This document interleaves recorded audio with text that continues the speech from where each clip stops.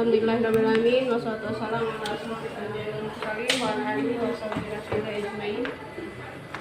Salam sehat, salam semangat para guru hebat. Walaupun hanya 5 orang, alhamdulillah kita masih diberikan kesempatan kepada Allah untuk tetap menjalankan tugas kita sebagai seorang guru yang akan mengabdi kepada anak-anak didik kita.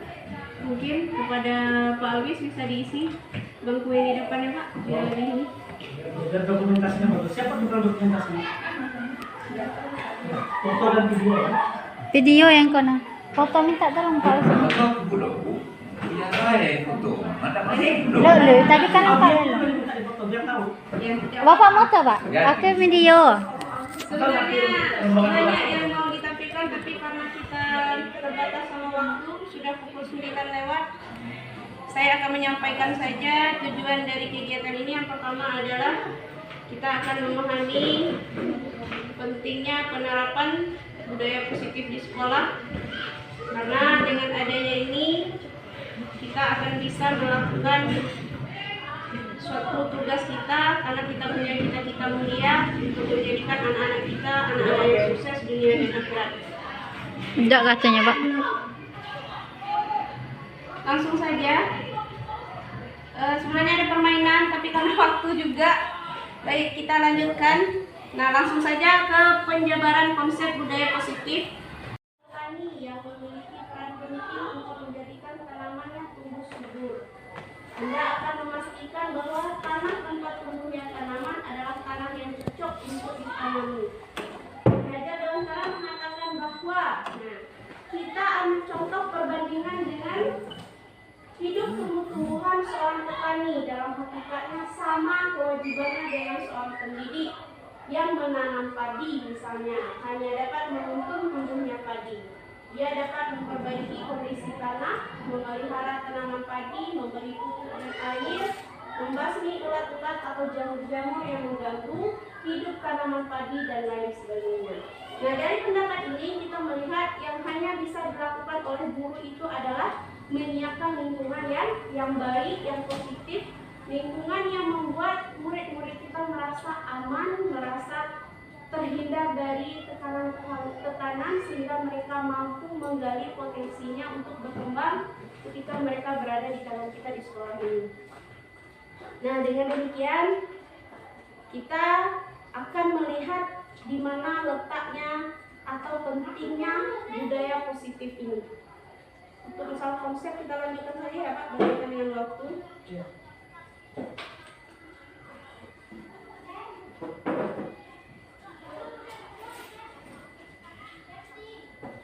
Ini nggak bisa tampal. Nah, Diana Bosan mengatakan di dalam bukunya bahwa di dalam meraih suatu kemerdekaan itu akan selalu ada budaya positif. Salah satunya adalah disiplin, yang mana disiplin di sini akan dapat membuat diri seseorang menggali potensinya menuju kepada sebuah tujuan, sesuatu yang dihargai dan bermakna. Nah, dalam arti kata atau kata lain, disiplin di sini ibaratnya itu murid kita akan mempelajari bagaimana cara mereka untuk mengontrol diri dan bagaimana menguasai diri untuk memilih tindakan-tindakan yang akan mereka ambil, sehingga nanti tindakan tersebut itu mengacu pada nilai-nilai yang mereka hargai dan mendorong mereka untuk melakukan sesuatu. Nah, dalam disiplin ini ada pertanggungjawaban nilai yang akan dipilih oleh murid. Misal dia melakukan, kita sering ya menemukan anak-anak itu kita bilang banyak yang melawan lah, kurang fokus dalam belajar. Kita ngajar di kelas, dia keluar tanpa izin. Kan itu ada pelanggaran nilai. Salah satunya adalah nilai saling menghargai. Nah, di sana di dalam tindakan itu ada tujuan mengapa mereka berbuat demikian. Nah, di sini kita diajak berpikir kembali oleh Diana Bosan dan Ki Hajar Dewantara mengatakan bahwasanya setiap tindakan yang dilakukan oleh seseorang itu pasti ada tujuannya, ada kebutuhan yang akan mereka penuhi. Nah, sekarang kita akan melihat apa motivasi yang melatar belakangi seseorang itu berbuat. Ini adalah beberapa contoh nilai kebajikan universal. Mungkin Bapak Ibu lebih tahu tentang ini. Ada universalnya bersifat dari kelompok profil belajar Pancasila, ada juga keterampilan hidup, ada petunjuk hidup, mungkin bisa dilihat oleh Bapak Ibu. Yang perlu kita lihat adalah, nah ini adalah motivasi manusia untuk berbuat. Artinya manusia melakukan segala sesuatu itu ada tujuannya. Baik, kita akan lihat apa motivasi. Nah, ini adalah beberapa motivasi yang membuat manusia itu melakukan segala sesuatu. Ada 3 motivasi yang mendasari kita manusia dan juga murid-murid kita melakukan sesuatu. Yang pertama itu mereka berbuat karena mereka ingin menghindari ketidaknyamanan atau hukuman. Yang kedua, mereka ingin mendapatkan imbalan atau penghargaan dari orang lain. Dan yang ketiga, mereka melakukan sesuatu itu karena mereka ingin menghargai diri sendiri. Walaupun kadang-kadang kita lihat cara mereka itu salah. Tapi itu mereka lakukan karena dasar 3 kebutuhan ya, 3 motivasi yang harus mereka penuhi berdasarkan dari beberapa kebutuhan dasar yang harus mereka penuhi itu. Baik. Nah, dari motivasi perilaku manusia ini kan ada yang pertama tadi adalah mereka berbuat karena ingin menghindari hukuman atau ketidaknyamanan. Yang kedua, mereka berbuat karena memang mereka ingin mendapatkan pujian atau penghargaan dari orang lain. Tapi 2 motivasi ini sebenarnya kalau ini yang berkembang kepada anak, mereka akan menunggu itu adalah motivasi ekstrinsik atau motivasi dari luar.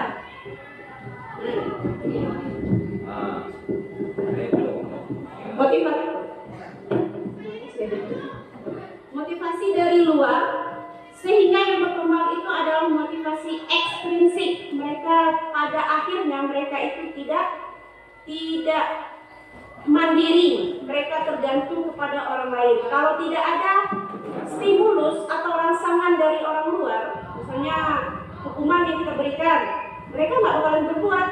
Atau tidak ada pujian dari kita, mereka tidak akan belajar.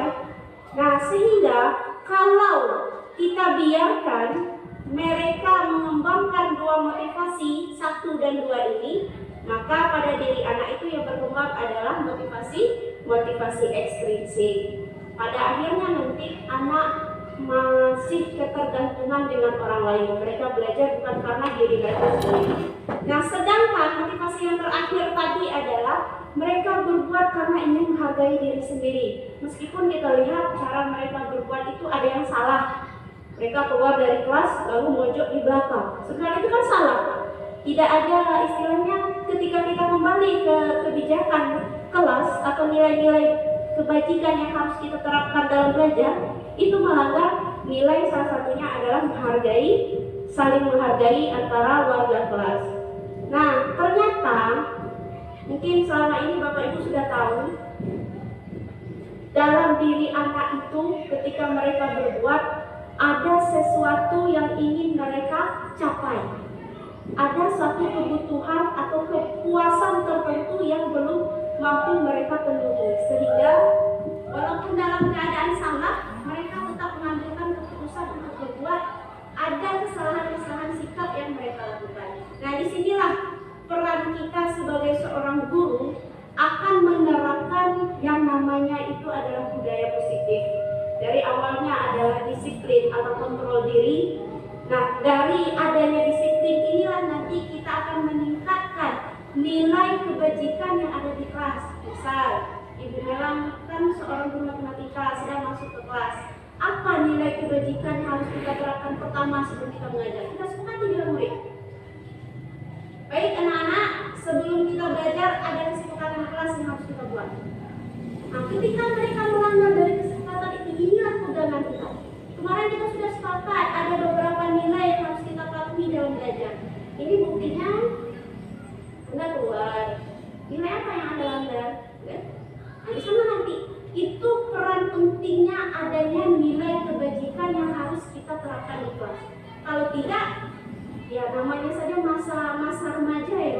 mereka akan berusaha mencari alibi-alibi yang kadang-kadang tidak masuk akal, itu jadikan sebagai suatu alasan ketika mereka berbuat. Nah, kita lihat nilai kebajikan apa yang akan kita terapkan kepada murid-murid kita sehingga berkembanglah motivasi intrinsik kepada anak. Ini yang kita harapkan ya Bapak Ibu. Kita ingin anak kita itu belajar dengan mandiri, tanpa disuruh, tanpa diperintah. Ketika jamnya belajar, mereka tetap belajar dengan disiplin yang sudah kita tetapkan. Nah, untuk melakukan itu semua, kita butuh yang namanya restitusi. Bapak Ibu pernah mendengar kata-kata restitusi? Restitusi itu adalah suatu kesempatan yang diberikan kepada murid atau kepada seseorang untuk memperbaiki sikap. Ketika mereka bersalah, ada tawaran-tawaran yang kita berikan sehingga mereka mampu memperbaiki sikap. Itu namanya restitusi. Menurut Diana Gosen dalam bukunya pada tahun 2024, restitusi itu adalah proses menciptakan kondisi bagi murid untuk memperbaiki kesalahan mereka. Misal, ketika anak kita bolos dari kegiatan belajar di kelas, lalu kita panggil, kita bicara, lalu kita buat suatu keputusan restitusi, perbaikan dari kesalahan yang mereka lakukan. Nanti kita akan bahas bagaimana cara melakukan restitusi terhadap anak kita.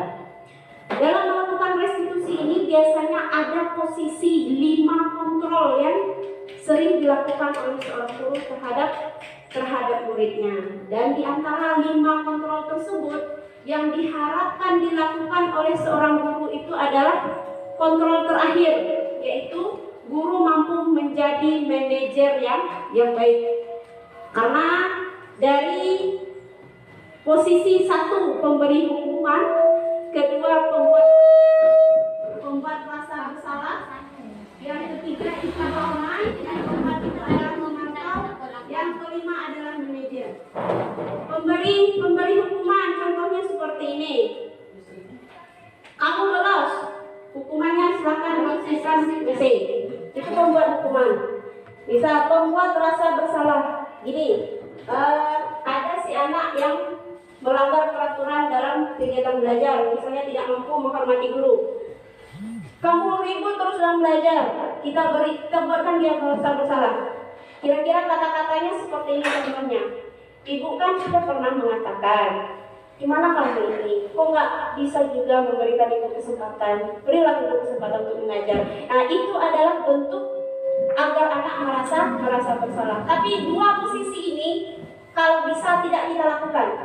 Pemberi hukuman membuat dia merasa bersalah. Begitu juga dengan posisi berteman. Ayolah, bekerjasamalah sebentar. Ibu sebentar lagi selesai kok. Nah, itu adalah cara atau kontrol yang sedang dilakukan oleh guru menjadi seorang teman untuk murid. Yang keempat, posisi kontrolnya adalah sebagai pemantau. Nah, anak ibu, dari kesalahan tadi, mana yang kamu lakukan? Nih, disiplin sekolah. Lihat. Kamu melanggar 1, 2, 3, konsekuensinya ini.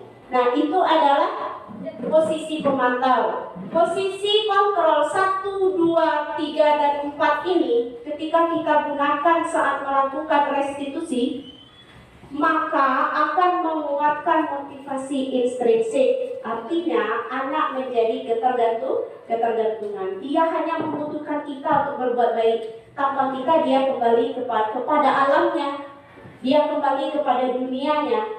Nah, jadi harapan kita posisi 1, 2, 3, dan 4 ini kita singkirkan dulu. Mana posisi yang harus kita lakukan? Yaitu posisi yang kelima atau posisi manajer. Manajer dari sini ya. Posisi manajer yaitu posisi yang akan memunculkan identitas diri murid, identitas sukses ya. Identitas sukses itu munculnya rasa percaya diri, munculnya semangat dari dalam diri untuk berbuat karena ingin menghargai dirinya sendiri. Sehingga yang berkembang itu adalah motivasi intrinsik pada anak. Jadi guru sebagai manajer yang utama di kelas atau di sekolah, kita diharapkan mampu untuk melakukan posisi manajer ini ketika memberikan restitusi kepada anak saat anak kita mengalami suatu masalah. Nah, kita lihat ya. Ini ada beberapa contoh yang diberikan. Ada motivasi eksternal, ada motivasi intrinsik. Nah, ketika kita memberikan hukuman, membuat rasa bersalah, maka yang terjadi itu adalah identitas gagal pada anak kita. Terlalu sering memberi hukuman, terlalu sering membuat anak merasa bersalah. Yang ada itu adalah rasanya, hai, cuma baik ya bila usaha selama itu. Artinya apa? Ini merasa gagal. Adido enak ini selama itu.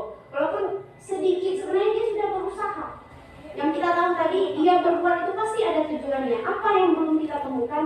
Apa dasar kebutuhan yang mereka ingin puaskan sehingga mereka melakukan hal tersebut. Nah, sedangkan motivasi intrinsik ketika kita memberikan posisi manajer, maka yang berkembang itu adalah identitas berhasil atau sukses. Yang mana contohnya kita mengajukan pertanyaan-pertanyaan. Misalnya guru ketika menghadapi anak yang sedang bermasalah, contoh yang bisa kita lakukan. Apa yang kita yakini? Apa kamu meyakini hal tersebut? Misal anak lulus dari kegiatan KBM di kelas. Apakah mereka meyakini itu benar? Kita pertanyakan kepada anak. Atau kita tanyakan juga, apa kamu yakin hal ini adalah suatu kebiasaan yang baik buat kamu? Jadi dia akan berpikir, dia akan membaca diri dia sendiri tanpa harus kita perintahkan. Dia akan berpikir, oh iya, enggak bu, ini adalah suatu hal yang salah katanya. Jadi dia akan menjawab demikian. Nah, kalau kamu meyakininya, maukah kamu memperbaikinya? Dia yakin dia salah. Berarti kamu yakin ini salahnya? Yakin bu. Maukah kamu memperbaikinya? Mau bu. Akan timbul itu. Walaupun nanti pada akhirnya 1, 2, 3 dekade mereka pun juga berubah, itu adalah keputusan pada diri anak sendiri. Kita hanya memberikan jalan, kita hanya menyiapkan lingkungan yang baik. Keputusan untuk menjadi sukses itu 100% ada pada diri anak. Kita nggak perlu terlalu pusing ya Bapak Ibu. Anak ini terserah mereka. Kita berikan. Misalnya saya guru BK ya, kadang-kadang saya merasa lemah. Sebenarnya apalagi belakangan ini peran saya di sekolah agak kurang berjalan. Saya merasa belum banyak hasil yang saya dapatkan ketika memberikan restitusi kepada anak. Ya wajar, karena mereka itu manusia. Kita berhadapan dengan benda hidup. Mereka punya akal dan pikiran, mereka punya perasaan, memiliki kebutuhan yang belum kita ketahui secara utuh. Ya wajar, tidak mudah kita mengubah seseorang, tidak semudah membalik telapak tangan. Butuh bertahun-tahun. Mereka membutuhkan suatu pemahaman yang baik, yang benar, sehingga mereka mengambilkan keputusan yang tepat untuk melakukan suatu perbaikan. Nah, pada posisi manajer ini kita akan menguatkan karakter anak, tidak menyalahkan ya, atau tidak membuat mereka memberontak atau menjadi mereka pendendam kepada kita, tapi kita akan menguatkan karakter. Ya bagus itu. Kamu sudah sadar bahwasanya itu salah. Kita kuatkan karakter itu sehingga mereka hari demi hari mereka akan selalu berpikir demikian. Walaupun itu kecil ya Bapak Ibu, tapi tidak masalah. Karena kita berhadapan dengan benda hidup, bukan benda mati. Mereka punya akal dan pikiran mereka sendiri. Tidak mungkin kita menyelaminya dalam waktu yang singkat, butuh waktu yang panjang. Nah, ketika mereka menyadari kesalahannya, kita akan bertanya, bagaimana caranya agar kamu bisa memperbaiki keadaan ini? Nah, kita pertanyakan kepada anak, itu adalah posisi manajer tadi. Nah, bagaimana cara kamu kalau memang kamu ingin memperbaiki, misalnya kan anak punya masalah dengan guru, bagaimana cara kamu memperbaikinya? Guru tersebut merasa tidak dihargai, guru tersebut merasa kamu tidak menghormatinya. Kira-kira apa yang akan kamu lakukan? Nah, kita tanyakan kepada mereka dengan harapan mereka bisa membaca diri mereka sendiri, memahami kodrat dia sebagai seorang manusia, bahwasanya mereka itu orang yang baik. Nah, ini adalah mengapa posisi manajer itu penting dilakukan oleh seorang guru. Kita tinggalkan dulu posisi 1, 2, 3, dan 4. Yang satu tadi pembuat hukuman. Yang kedua adalah membuat murid merasa bersalah. Yang ketiga, kita sebagai teman. Yang keempat, kita sebagai pemantau. Kita tinggalkan itu dulu. Tapi kita usahakan kita sebagai guru pelaku manajer yang baik di sekolah. Nah, ketika posisi manajer ini juga tidak mampu, barulah nanti kita turunkan sampai ke bagian pemantau. Kita menitik beratkan pada dampak pada diri mereka sendiri. Maaf ya Bapak Ibu, agak terburu-buru karena waktu kita hanya 30 menit dalam materi ini. Nah, kenapa harus restitusi kita terapkan di sekolah? Apa kebaikan dari restitusi? Mungkin secara tidak sadar guru Bapak Ibu sudah banyak melakukan restitusi ya, walaupun belum sempurna. Apalagi Pak Awis sebagai wakil kesiswaan, saya rasa itu sudah sering melakukan restitusi. Mulai dari baik itu sebagai pemberi hukuman ya Pak, sebagai ini membuat rasa bersalah. Mungkin semuanya sudah kita lakukan tanpa kita sadari. Tapi kita baru tahu, oh ternyata itu adalah restitusi. Kesempatan yang kita berikan kepada anak untuk memperbaiki suatu kesalahan. Apa kelebihan dari restitusi? Yang pertama itu kita fokus kepada perbaikan kesalahan atau perbaikan sikap. Kita tidak fokus menyalahkan anak ya. Kita fokusnya ketika kita melaksanakan restitusi, kita fokus pada perbaikan diri. Kita tidak menyalahkan kamu ini. Udah berapa kali saya bilang? Nah, kita hindarkan itu dulu. Tapi posisi kita di sini adalah kita mengajak anak untuk memperbaiki kesalahan yang kita yakini. Padahal anak itu melakukannya dengan tujuan agar mendapatkan kasih sayang. Setidak-tidaknya walaupun di rumah tidak dapat perhatian, di sekolah dapat perhatian lah, gitu ya. Dengan berbuat salah, mereka tidak memandang itu salah pada awalnya. Nah, dengan restitusi itulah kita mengajak anak kita melihat di mana letak salah dari perbuatan mereka. Yang ketiga adalah kebutuhan penguasaan atau kebutuhan ingin diakui oleh orang lain bahwasanya dia itu mampu. Nah, ini yang mendasari anak-anak kita melakukan sesuatu. Yang keempat itu kebutuhan kesenangan. Makanya di restitusi itu kita pertanyakan, apakah ini merupakan, ada contoh tadi kan, ada kata-katanya, kita tanyakan kepada anak, apakah kamu memang senang melakukan ini? Dia akan berpikir itu, enggak Bu, saya melakukannya karena merasa, kan ada 3 ya motivasinya, menghindari dari hukuman. Saya mau buat PR Bu, jadi takut hukum. Nah, itu adalah dasar motivasi dia berbuat. Nah, kita gali lagi. Apa kebutuhan yang belum terpenuhi di sini? Kamu kan mampu. Kita kuatkan penguasaan dia terhadap sesuatu sehingga dia merasa, oh saya diakui juga ya sama Bu Ayu, ternyata saya bisa dalam hal ini. Nah, dengan demikian kita menguatkan sedikit karakter yang dimiliki oleh anak, sehingga rasa kesenangan, rasa memiliki sesuatu kemampuan walaupun itu kecil, ketika mereka dapat pengakuan dari lingkungan, itulah yang akan membuatkan murid kita untuk melakukan suatu tindakan yang